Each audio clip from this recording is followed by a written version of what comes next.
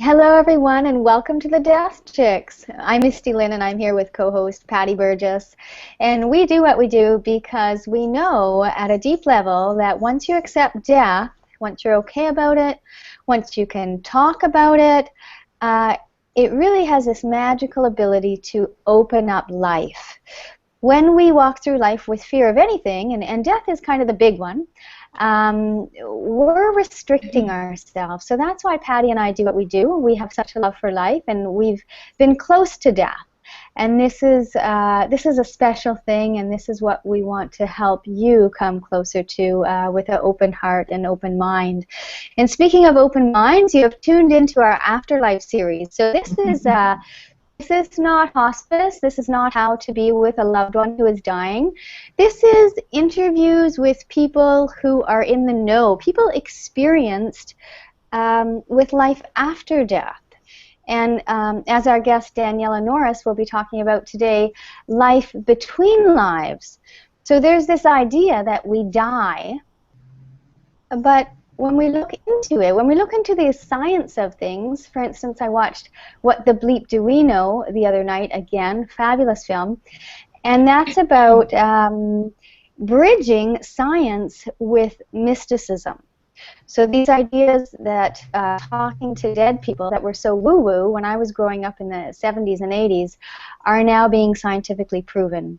So having said that, I'm going to pass it over to Patty, who's going to introduce Daniela, and we're going to have a wonderful conversation. Over to you, Patty.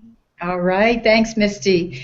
Yeah, fabulous movie that was, and I think it takes us on a journey where I believe Daniela is going to take us today. Let me share a little bit more about Daniela. She's a fascinating individual. She's a former diplomat turned political writer, and as she says, with age and wisdom began to become an inspirational writer and speaker. And then she endured what many people certainly have and wish they hadn't, was when she lost her 20-year-old brother Michael in a drowning accident in May of 2010. And though she was feeling as much shock and grief as everyone else around her, she also felt something very different. She felt that her brother was not really gone, and we may have all felt some version of that. Some people are kind of open or attuned to that, some are not. There's no doubt that he was physically gone, but he was still around, and that's when she embarked on this journey of learning and exploration, and what she calls it is her very own skeptic's journey to mediumship.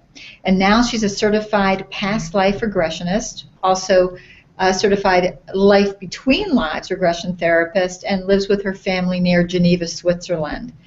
She's also a celebrated writer, and her most recent novel, Recognitions, is available on Amazon and also on her site, and we also have information about that on our show notes, so take a look. You might also remember Daniela, who was part of 3 Women, 3 Countries, and 3 Cultures. That's the International Grief Council.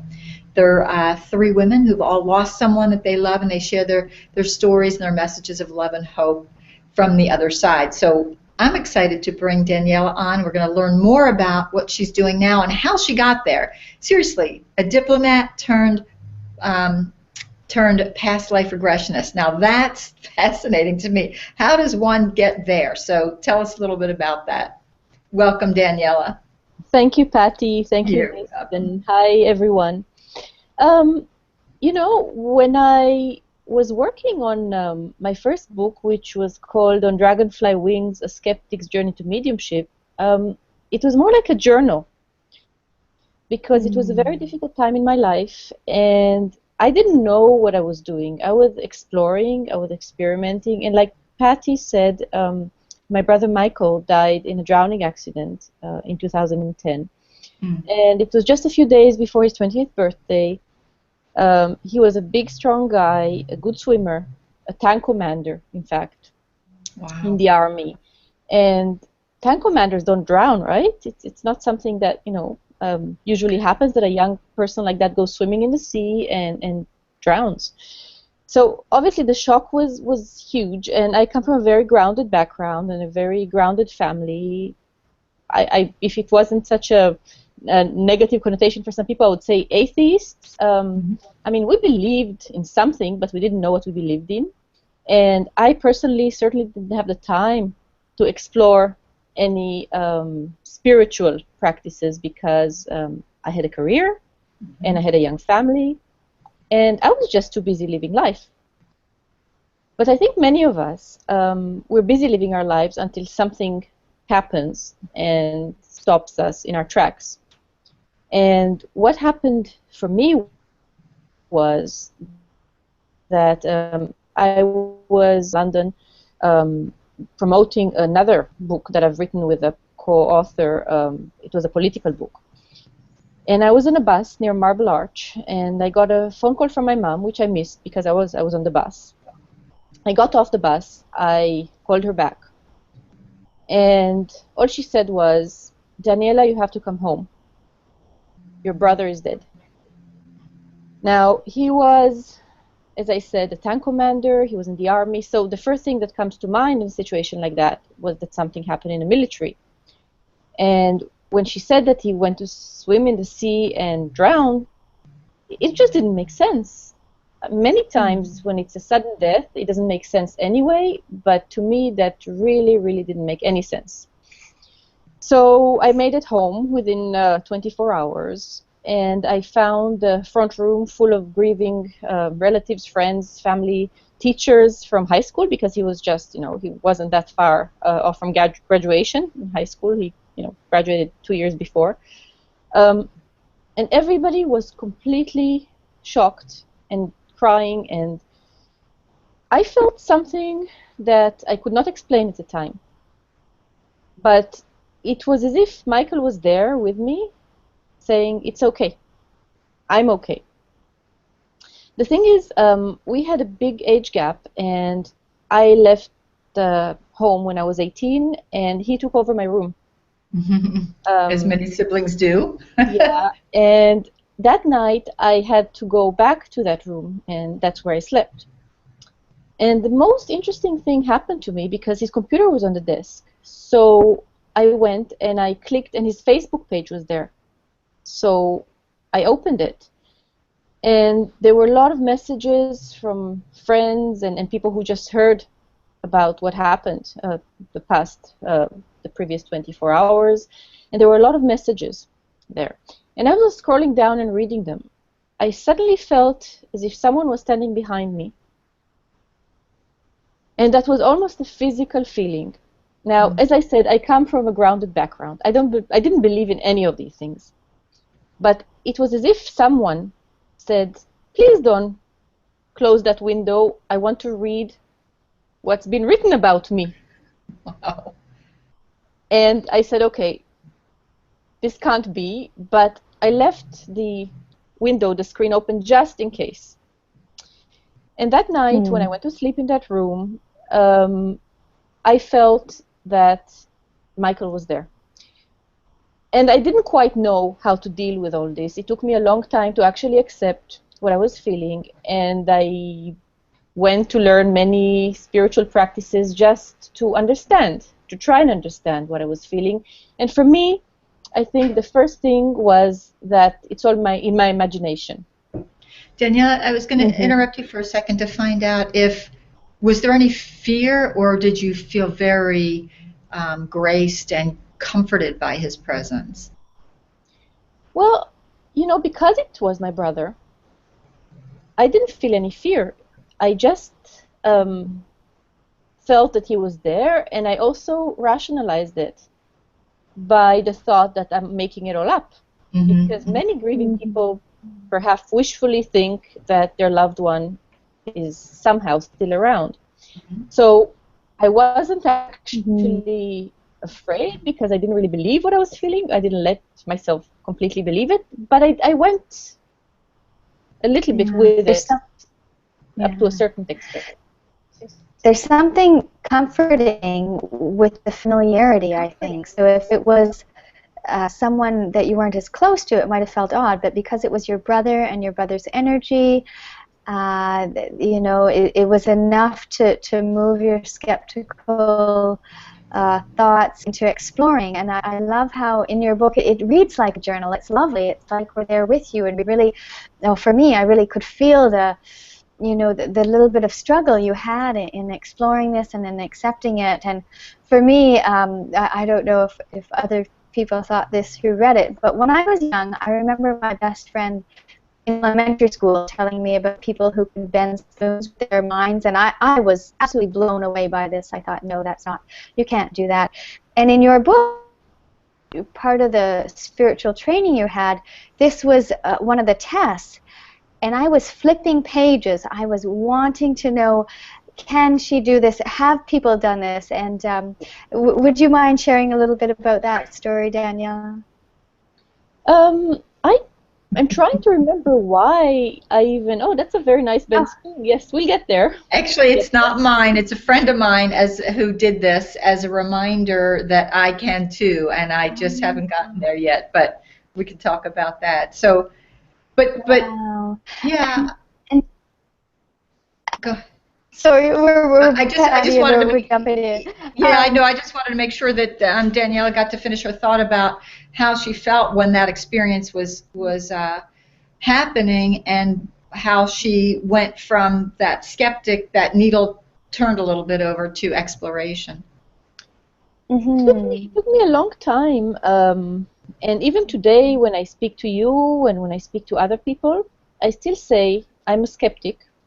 And I say, don't believe anything I tell you, because until you experience something personally, you won't really believe it.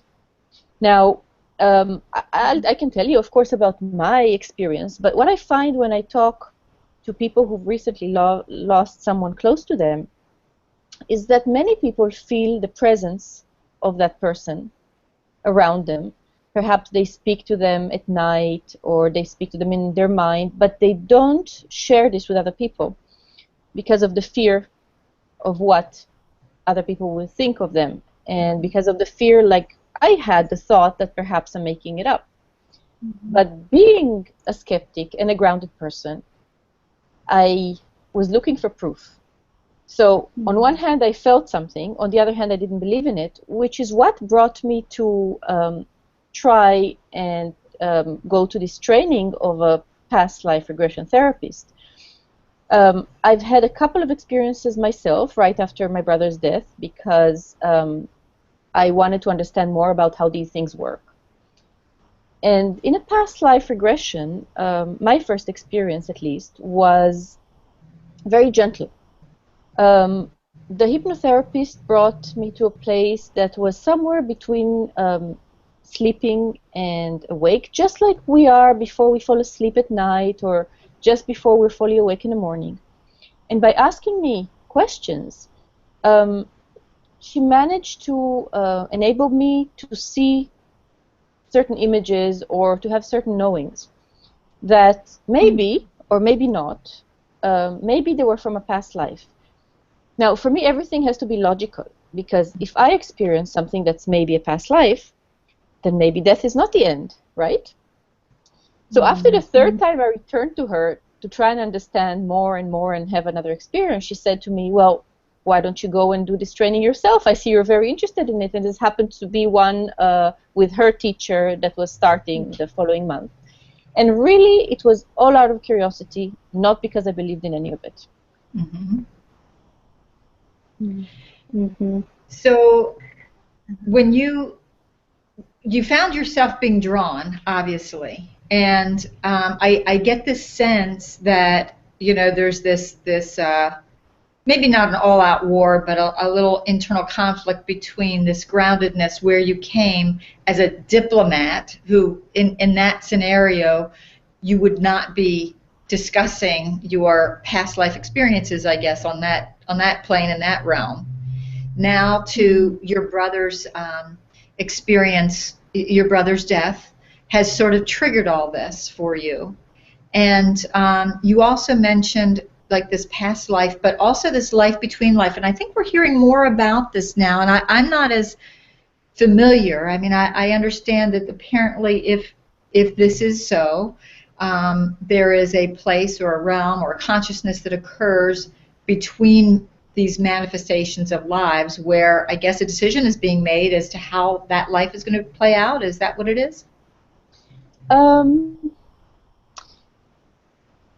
So, personal experience, and you don't have to believe any of it, but I will tell you what I experienced. Beautiful. As I started my training as a past life regression therapist, I've seen more and more people come with experiences that they remember or brought up. Now, the thing is, it doesn't really matter if it's a real past life, if it's their imagination, or if it's something such as the collective consciousness that Jung, the Swiss philosopher and psychiatrist, was talking about, that we all have some kind of collective consciousness that we download from things that are relevant to us. But I saw more and more people having experiences. So let's say we can suspend this belief for 10 minutes and say, maybe these are past lives. If we have past lives, then logically, for me, lives. Now, what is happening between these lives, between the life that we live now and the past life or previous lives? And that's taking past life regression a step further, because if in a past life we can have all sorts of experiences that can explain to us or help us have a knowing of why we have certain feelings, certain fears in life. Some people perhaps have some kind of pain, a lifelong pain. I know somebody who had a neck pain, and doctors did not find a reason. Maybe it was psychosomatic. There was no medical reason. But once regressed, she experienced a hanging. And once she came out of that experience, amazingly, the pain disappeared. Now, I've seen more and more of the So, training and steps. Daniela, can you explain? I saw there more and more. Sorry, I think we're having a little bit of audio issue. I'm sorry. Can you go back, Daniela, to where you were talking about where you got to life between lives? I think we blipped out a little bit there. Sure. So I started accepting that past lives are a possibility. And again, for the sake of experiment and of trial, I started a training as a life between lives. Can you hear me now? Yes. Yes. Yeah. Okay. And I saw more and more people experiencing some kind of state where they are asked to make decisions about their current life. Now, this is not something new. There have been books written about it. There's Dr. Michael Newton, which has written a whole series of books about it. But I've seen personally people who get a choice, for example, of where they're going to live their next life, where geographically, where in which family, how, as in which gender. And sometimes we have mistakes. I mean, that explains when you start seeing these things happening before your eyes, you can understand how perhaps a soul chooses to reincarnate in a man's body or in a woman's body, and later when it happens, they don't feel comfortable with it. And interesting. We are given many, many choices, so not only where, when, how, who, but also we are given a choice of what we want to work on during our current lifetime, our next lifetime. And life between lives regression is something that takes around 3 or 4 hours, in which the person regressed is in a very relaxed state. And it's not scary at all. It's one of the most relaxing experiences I've had in my life, and I've heard the same from many other people. And once in this state, my role as a therapist is just to guide the person who is being regressed and to ask questions, because when you're in this state, you can't even think of questions. It's pure bliss. And some of the questions that are being brought up are, for example, if you have somebody that you have a very strong bond with in your life, why do you have this bond? What is the source of it? Do you have some kind of life contract with this person? Are you supposed to be together in this life to help each other achieve something? And more than that, if you have somebody that you have a very difficult relationship with, why is that relationship difficult? Because it appears that some of the most difficult lessons are brought to us by our so-called enemies. And our enemies are not always people who are negative in our lives as such, but sometimes they're people who help us learn the most important lessons.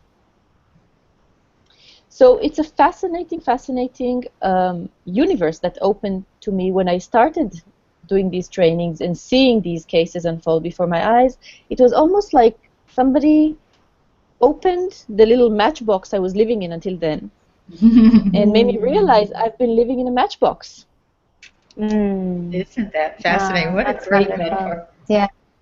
And Daniela, would you say that that was like when you were doing your past life regression training, and you write about this beautifully in the book on Dragonfly Wings, and how that's evolved.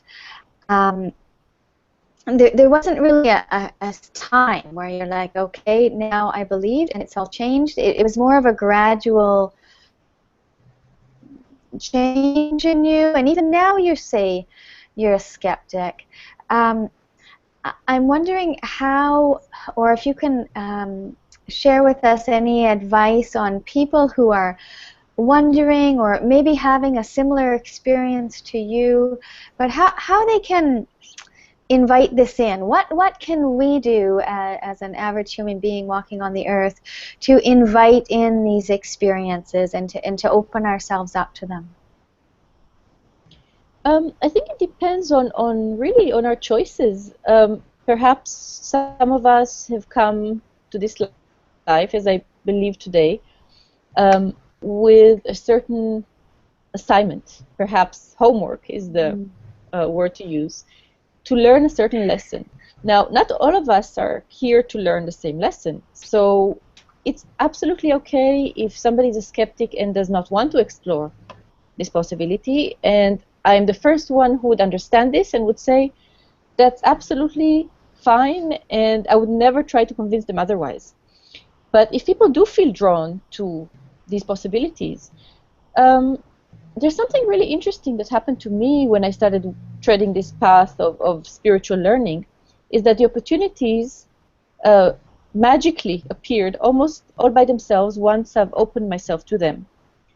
So in a way, if we are here on a life contract, on some kind of assignment or decision of learning, once we say, okay, now I'm ready, things will just come to our way, come in our way, come to us.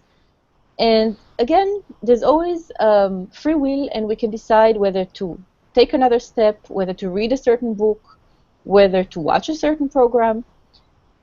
Different people are comfortable with different things. So while not everybody is comfortable with training as a past life regression therapist, and I wasn't, again, I didn't believe in it. I was just curious. So for me, that was a way to convince me one way or another, because I said, okay, you know, maybe I'll invest the time and the money, and I'll come out of it, and I'll say that's all bullshit. It doesn't exist. And that would have been fine. That actually would have been fine. That would have brought me somewhere where I would have felt comfortable. But something else happened. It actually brought me to a place where I have no doubt today that death is not the end. And I only have this certainty because I experienced it personally. So my best advice is don't believe what people tell you. Experience things on your own and make your own mind. And it can be baby steps. It can be reading a certain book. It can be taking a certain course, maybe. It really depends on what people feel comfortable with. You know what, Daniela, I think that's a... Oh, go ahead, Misty.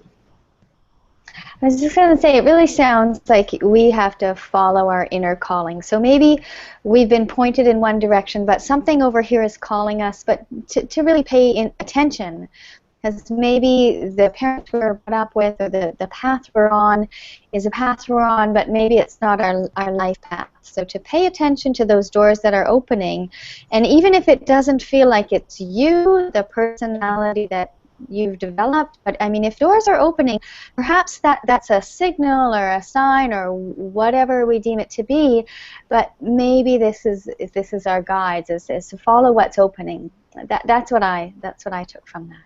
Yeah. I absolutely agree, and I think that when people are actually starting to open up to the possibility, then they start noticing things around them, and fear dissolves, because I think we are very much in our life as humans controlled by fear. I was afraid I'm going to lose all my friends by publishing this book about my journey, my spiritual journey. I was afraid I'm going to become friendless, and the opposite happened, actually. So perhaps I've lost a few friends who think I've lost my mind, you know, moving from international relations and politics to spirituality, but that's absolutely fine. I have no problem with that. I've made many new friends who are in the same place where I am today. It sounds like to me that international politics could use more spirituality, so I think you're on the right path personally. But you know, I think you mentioned something very profound, and it came up in our comment thread, and that is direct experience.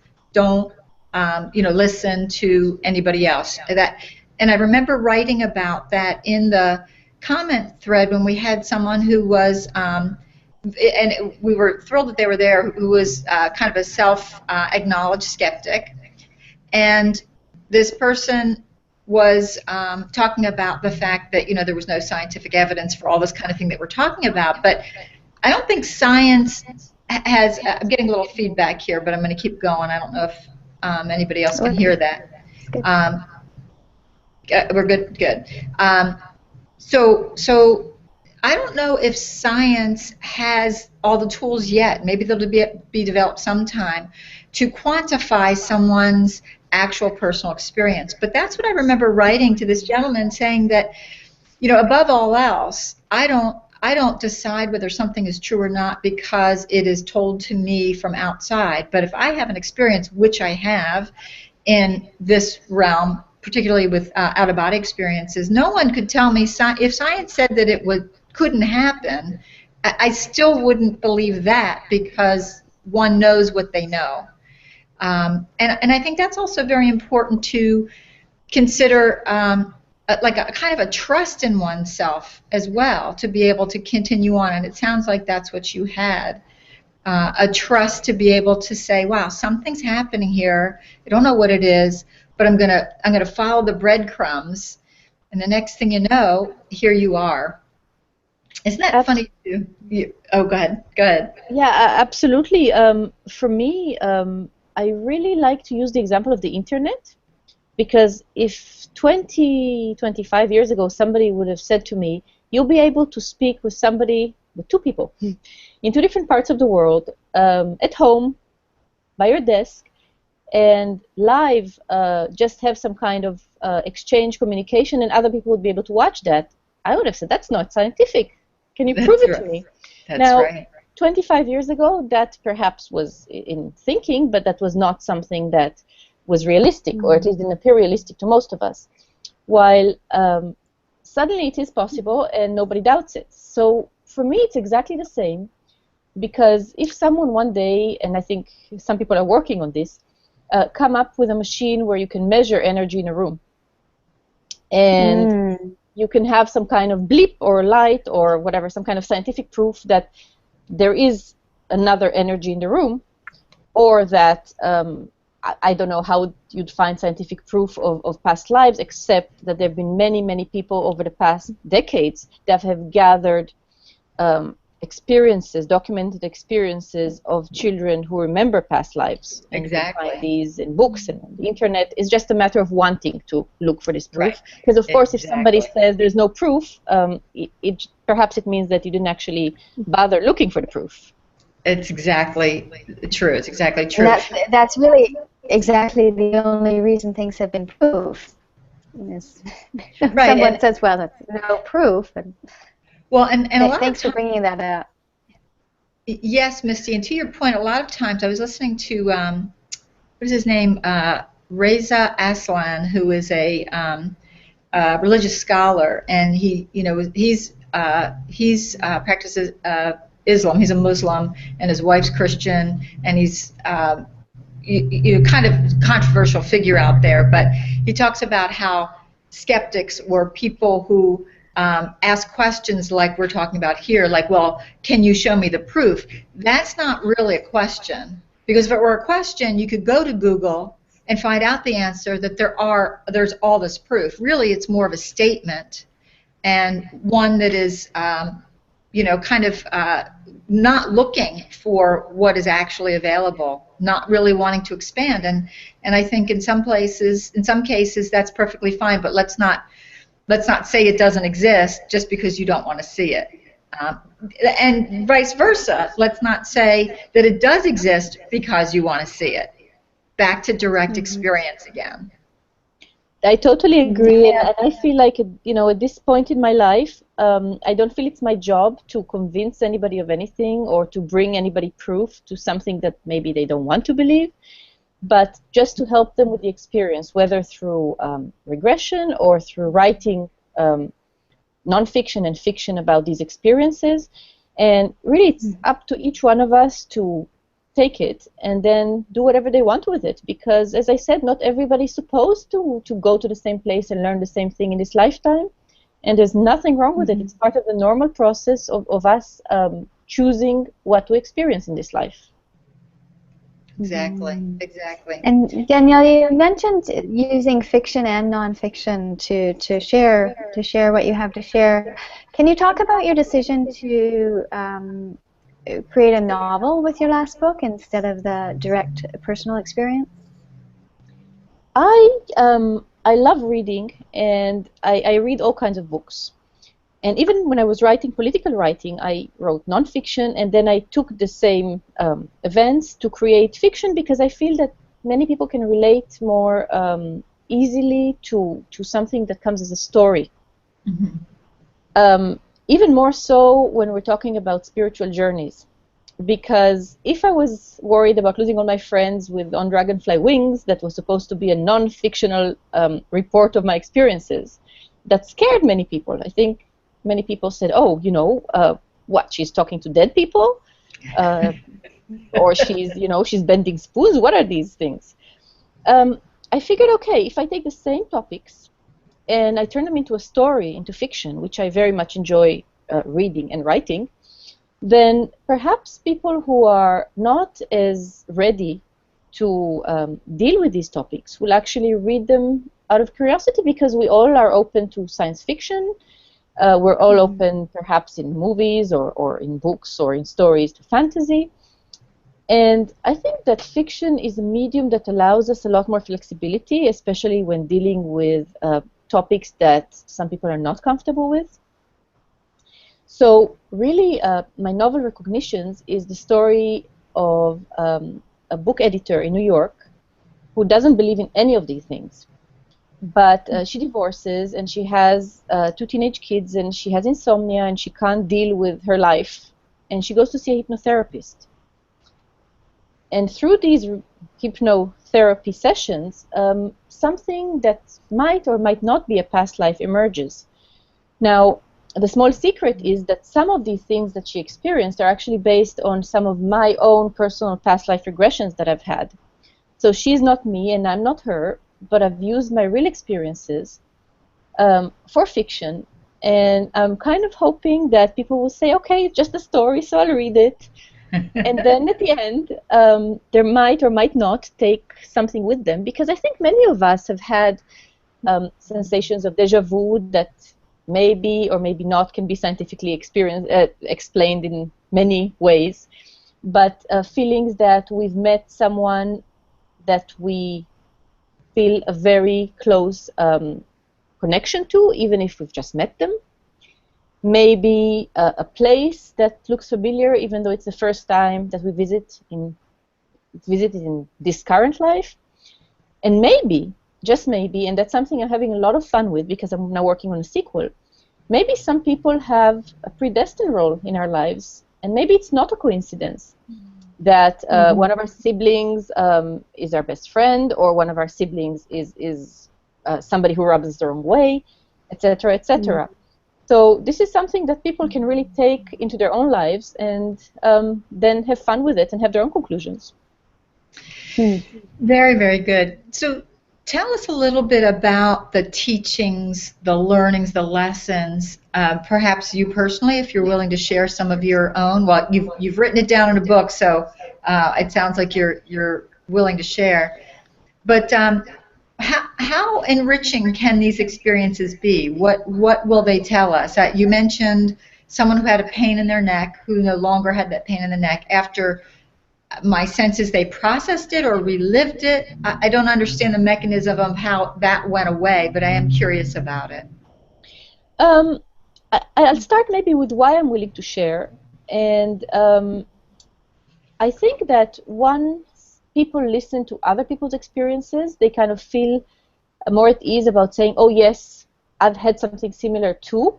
Well, if they're the first ones who have to come out with their experiences, if I'm in a room talking to 20 people, which often happens, none of these people will share their experience before they hear other people talk about theirs. So whether it's just me, and then another 2-3 people say, "Oh, me too," and by the end of the meeting, probably 18 out of 20 people would admit that they've had some kind of experience that they can't explain away. So if from that we then go to a past life regression and how that works, how I've seen it work personally and how it worked on me is that we all have an energy body. And this energy body has imprints of things that have happened to us in the past, in the nearer past, perhaps our current life, and in the more distant past, which maybe is past lives. Now, this energy body and these imprints have actually an effect on our physical body here. And the effect can be in feelings of fear, in feelings of love, it can be in pain, it can be manifested in many ways. Now, once we have the experience of a past life or some kind of download from the collective consciousness, it's very much like downloading something from the internet. You see it before your eyes, you know it. Now, it doesn't matter where it comes from, but you experience it. Then some of that fear is lost, and how it was explained to me energetically is that there's some kind of healing of your energy body. So if somebody was hung in a past life, and this energy imprint of the hanging has scarred their energy body, once they make peace with it, they experience it. And there's a process in regression therapy where you actually heal the experience. You try to sort of see it in a positive light and understand it. Okay. Then that scar from the energy body just heals. And that perhaps affects our physical body, who we are today, because it was not a physical pain that anybody could explain away, because if it were, they would have done something about it medically beforehand. And again, if somebody has a physical pain, it doesn't mean they shouldn't go and see the doctor. That's not what I'm saying at all. Right. I'm just saying that some conditions, whether they're physical or emotional or psychological, can be some kind of scars we've carried with us, possibly from past lives. And it's very interesting. It's amazing. The transformation you see in people after 1 or 2 regressions is people spend lifetime seeing a psychiatrist or a psychologist and talking about their experiences and taking their experiences with them to the grave, because they don't know how to get out of the difficult place they're in this lifetime. But past life regression is definitely a possibility. Yeah, and very similar to work people do in this life too, because there's fears and things we hold consciously as well as subconsciously, and in working with various healers, once you revisit that fear or that traumatic event, which we often shut down and block off, revisiting that in a space of love and peace, and that has the same effect of the work you're talking about, it's an energetic release. So instead of that energy being cut off, so blocked energy is a good way to think of it, revisiting that in a calm frame of mind allows that stuck energy to release, which works well with the older concepts of energy, chi and prana, and the acupuncture and the old ways. It's just releasing blocked energy. So it's very interesting for me to hear that that connection. It's yes, it's wonderful. That's a really neat connection, Misty, that you made there between, it's almost like healing there's ancient wisdom in there that has been available for us, and our whole even psychological approach is based on this kind of healing where most people say, oh, I don't want to go back in my childhood and relive this stuff. Well, you don't have to, because it's with you all the time if you're not willing to figure out a way to release.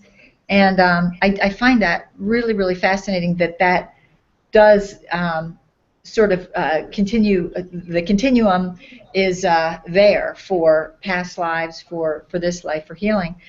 And it also seems to me that for so many people that are in so much pain, whether that be physical or emotional pain, it would be odd if I were in that kind of pain, and I certainly, whatever kind of pain I am in, I really welcome the idea of a past life regression, because why carry that around if you don't have to?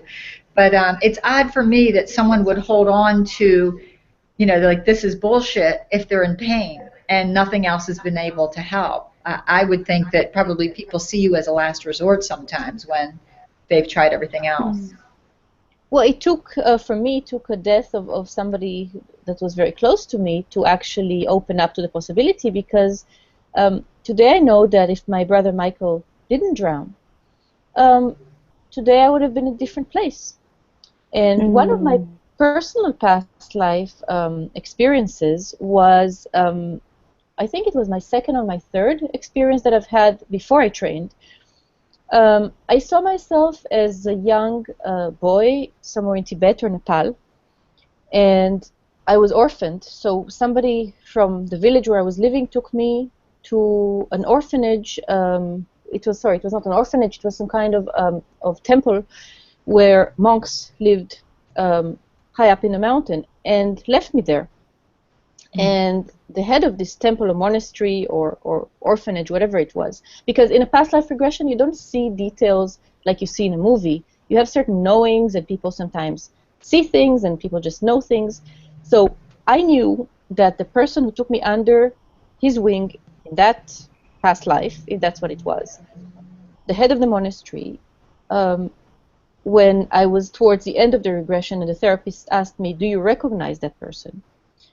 I said, yes, I do. This teacher, this mentor, this protector that I had is my brother Michael. Which then tied into my understanding why I had to have this learning in my current life and why it had to come from him. The teaching. He became a teacher like he was there. That was the connection. Wow.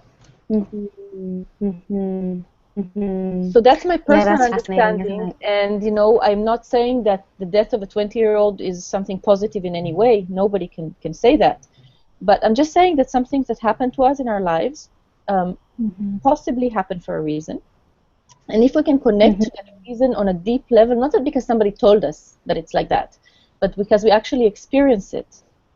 We look inside, and whether it's in a dream or in a regression or in meditation, or there are many techniques. I mean, all these techniques are just really one and the same, and they're just different points of view to the same core truth as I see them. But once we have this knowing and this experience, we don't have to ask, oh, why did it happen to him? Because for me, today I know that it was not for nothing. It was something that didn't make any sense to me when it happened, but now it makes a lot of sense. And it's only because I've had this personal experience. Yeah, it brings to mind there's been something that's happened in our community, and I can't go into details, but it's kind of high drama for this small community, and there's one person who has been kind of the black mark put on, and I'm close to this person, and as things are evolving, there's something that's playing out that has really wonderful benefits that we couldn't have seen. And I said to him, sometimes we're just instruments. and it looks like things are going to clear up and be fine for him, but it's been quite devastating just going through the process. And I said, sometimes we're just instruments, and I think this really plays into the conversation. All this stuff, this perceived negative stuff that can really affect us in many ways, it's often not, I believe, part of a bigger playing, have the eyes, the human eyes to see with, and it brings wonderful perspective when we can step back and you know, maybe there's something at play here. I have no idea. And we're not always able to have this perspective in our current lives. I mean, it's very nice when we can. But one thing I've seen again and again in life between lives regressions that I've done on other people is that the perspective is only there after we finish a life. So if in a life between life regression you go to a place where you try and understand the past life, if this makes any sense. So the way this works is somebody's regressed to a past life, they experience whatever, then they go home, process it, and if they want, they can come back again a few weeks later for a life between lives regression, and we take it from that place that they left in a past life.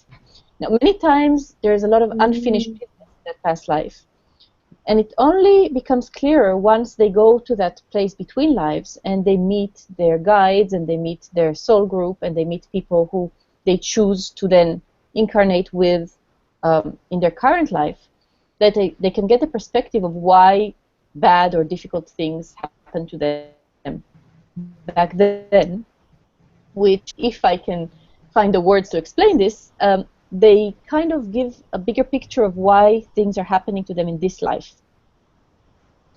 But it's not always visible from where we are right now. Well, isn't that interesting? Because what you're really talking about is sort of a bigger, wider, higher perspective, like a Hawkeye view or sky view of what's going on.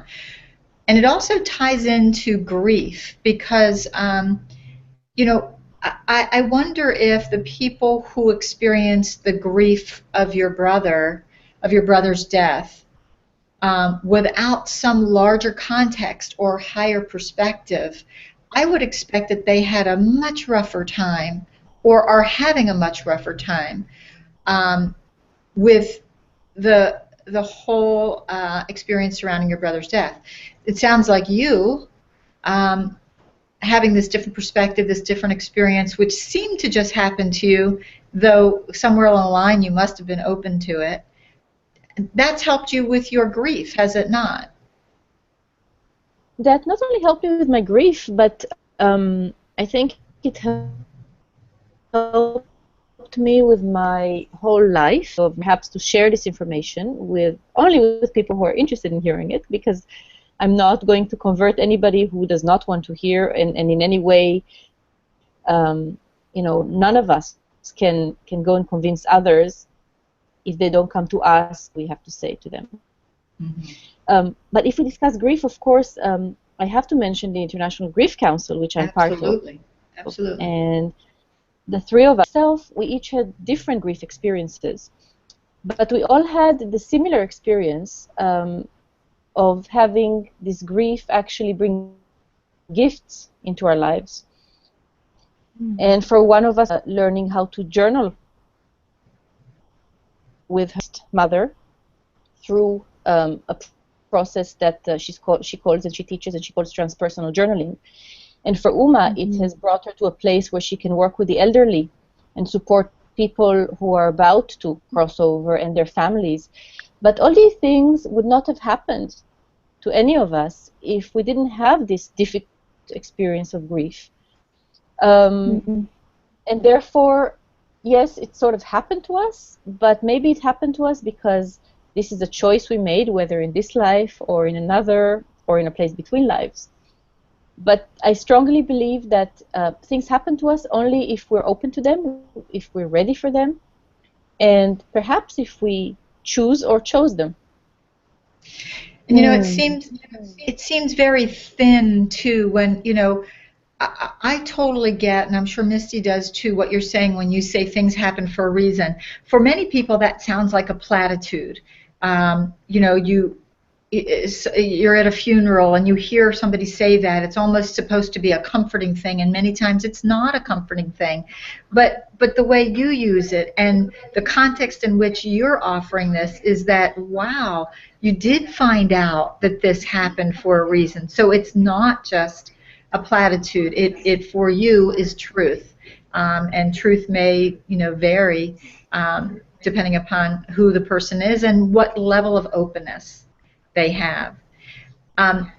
Along with that, I had another question, and it had to do with your life before this experience and after. So you mentioned that things started just showing up and things started happening in a way that you couldn't have orchestrated yourself.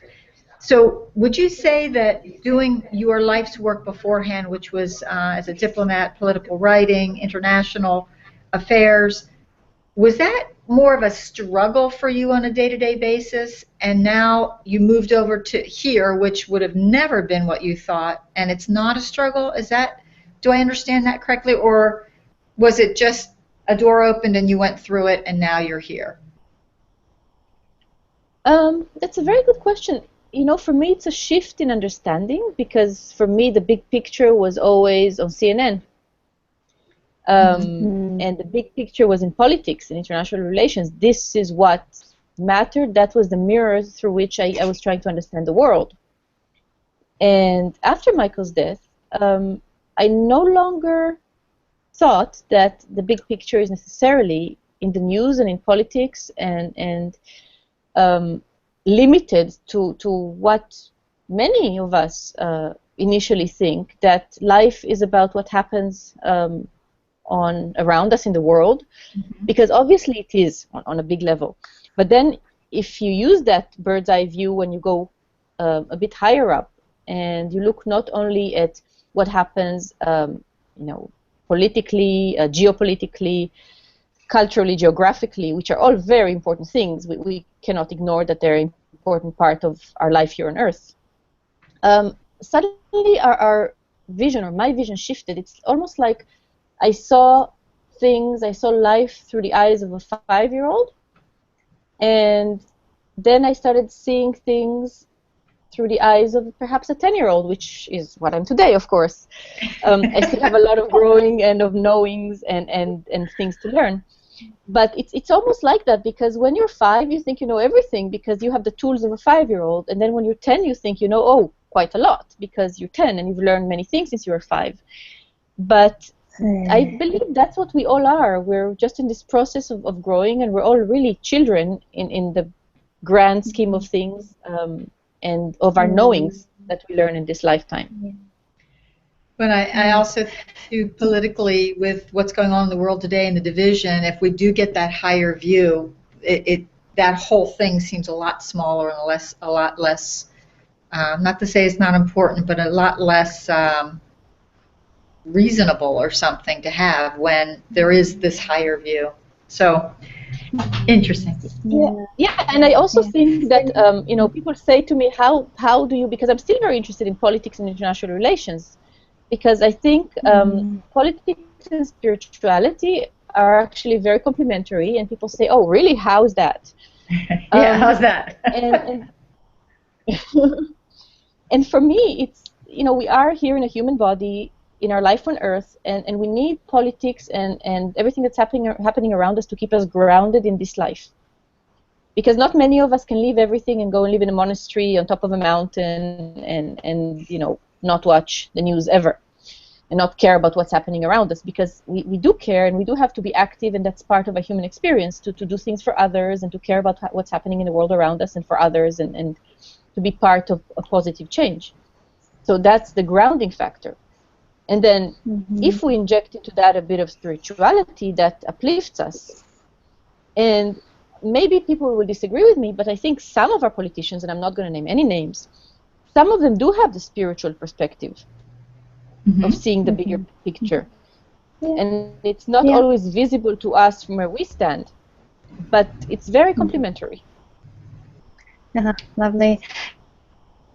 Coming up to the top of the hour, and before we go, I'm interested in how, well, the idea of loss and the idea of grief and how this weaves into your work with past life regression and life between life regression, and if you could speak a little bit about that, and maybe if people are suffering from grief or from major loss, how what's the connect there, and could you speak to that? Yeah, I'm curious. Yeah, from my point of view, I think once we come out of the situation, the difficult situation we're in of losing someone close, and we can come out of it, first of all, through helping others, or through learning, or through opening our minds to the possibility that there is a bigger picture out there, grief becomes lighter. And there are many tools available to us to explore this spirituality, or for people who don't like the word spirituality, to explore the bigger picture. But if we accept just the possibility that death is not the end, and that our loved ones on the other side are not gone, they're just different. They're just continuing their journey in a way that perhaps we cannot understand from our human body here today now, but we will be able to understand later at some point. Then I think our whole way of dealing with grief shifts. It's no longer a punishment that happened to us. It's no longer just a senseless loss, which many of us feel perhaps initially when we lose someone close to us. But it does make sense in the bigger scheme of things. And at the International Grief Council, we give different tools. I can speak about my own. I love empowering people to communicate with their loved ones on the other side directly, although I know people use mediums and third parties and different techniques, which are all absolutely great. But from my experience, what our loved ones on the other side want most of all is just to communicate with us directly, whether it's in a dream or through a song on the radio or something that means something to us personally. And just let them and open our mind to the possibility, and we might be amazed to discover the new experiences. As sometimes they say, believing is seeing, and even not even belief, willingness may be seeing. So wonderful. Thank you so much, Daniela. What a lovely conversation, and I just feel lighter having the conversation because of this bigger picture, this possibility thinking that you offer up here is really quite empowering, I think.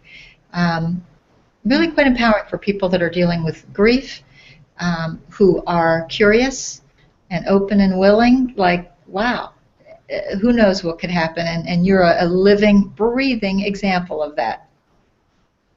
Thank you, Patty, and you know, both of you, what you and Misty are doing is also empowering people to see death as something that is not as scary and frightening as I think perhaps 90% of us, or maybe more in the Western world, because this is something that's perhaps limited to our point of view where we are today. And I think there's so many ways to look at it, and all the guests you bring in, and all the amazing techniques that are revealed in your program.